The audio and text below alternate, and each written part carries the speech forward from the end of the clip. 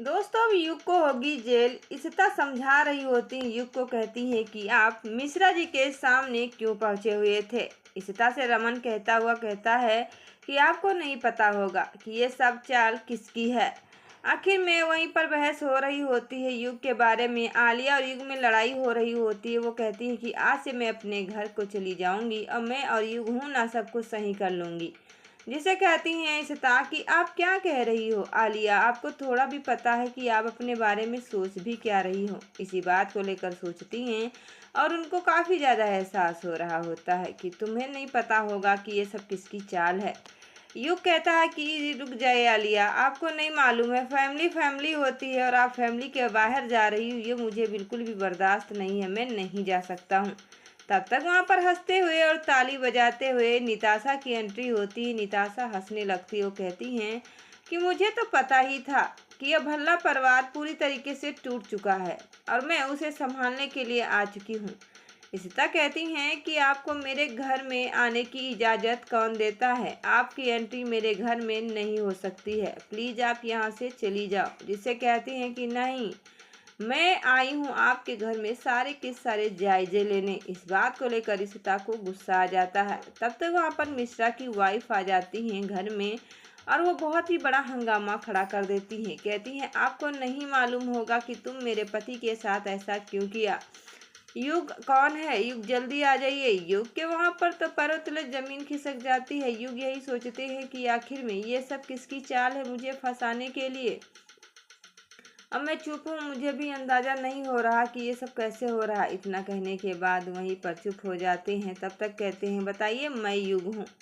वो औरत कहती है मिश्रा जी की वाइफ कि तुम मेरे घर में आइए और मैं आपको सबक सिखाऊंगी, मैं बदला ज़रूर लूँगी अपने पति के बारे में। ये सोचते हुए युग कहता है और करण और सब लोग वहीं पर होते कहते हैं कि ये सब क्या नया ड्रामा होता रहता है, मुझे भी अंदाज़ा नहीं है। जिसे कहते हैं हाँ मुझे तो पता है। आपस में बात करते हुए वहीं पर युग आते हैं। तब तक वो निताशा का जो जितिन है वो फ़ोन कर देता है, कहने लगता है कि आप जाइए। वहाँ पर मीडिया वाले सब लोग बैठे हुए होते हैं, आपस में बात करके काफ़ी ज़्यादा गुस्सा हो जाते। कहते हैं मुझे भी पता है कि ये सब क्यों हो रहा है। वहीं पर कहते हैं कि आपको क्या हुआ बताइए, मैं युग हूँ। कहती तुम्हारी हिम्मत कैसे हुई कि तुम मेरे पति को चाकू मारा। जिसे कहते नहीं, आपको लगता होगा बट मुझे नहीं पता है, मैंने नहीं मारा है। इस बात को लेकर कहते हैं कि मुझे भी एहसास हो चुका है और तुम लोग कभी भी न सुधरे और ना ही कभी सुधरोगे। वहीं पर जानकर एहसास होने लगता है। तब तक इसी बातों को लेकर उधर से आ रही होती है, कहती है चलो मुझे पता है। वहाँ पर मीडिया वाले आते हैं। तब तक कहती हैं रूही कि ये सब ड्रामा बंद करो और फोटो भी खींचना बंद करो। यहाँ पर आप फोटो नहीं खींच सकते हो, बिल्कुल भी अलाउ नहीं है।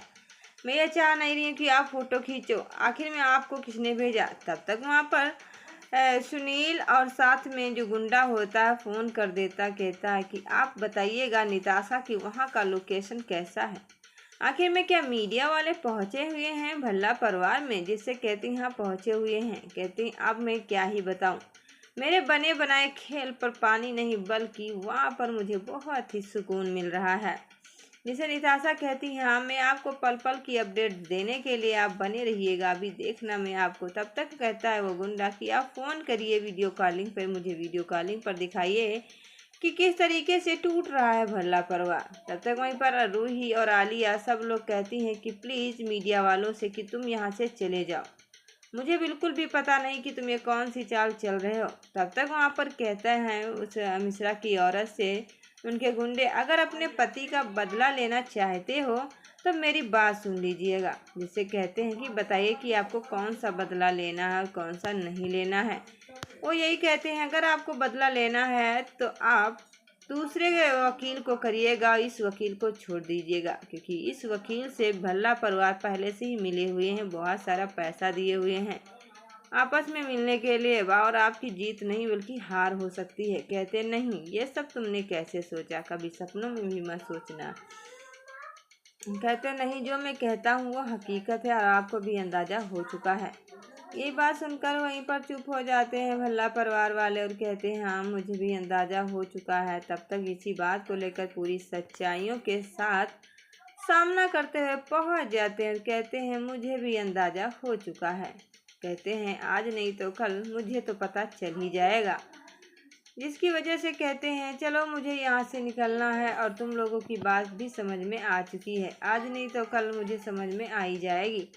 कहते हैं कि हाँ, इसी बात को लेकर आलिया तो गुस्से में हो जाती, मगर निताशा अपने बदले में खुद ही कामयाब नहीं होती हैं। वो कहती हैं कि आज मैं खुद अपने जाल में फंसने वाली हूँ, क्योंकि एक नहीं दो बल्कि रमन गुस्से में होता, कहता मैं हूँ भल्ला परिवार का इकलौता बेटा, बताइए आपको क्या काम है। उस औरत से बात करते हुए उसे समझाते, कहते हैं आप इस वीडियो को देखिएगा, जो उस दिन तुम्हारा पति उसे हॉस्पिटल में मरा हुआ लेटा हुआ था, उसकी वजह से मैं गया, उसकी मदद किया, बल्कि मुझे फंसाया जा रहा है, आपको क्या लगता है। जिससे कहती नहीं तुम ये झूठ बोल रहे हो। कहते नहीं मैं सच बोल रहा हूँ।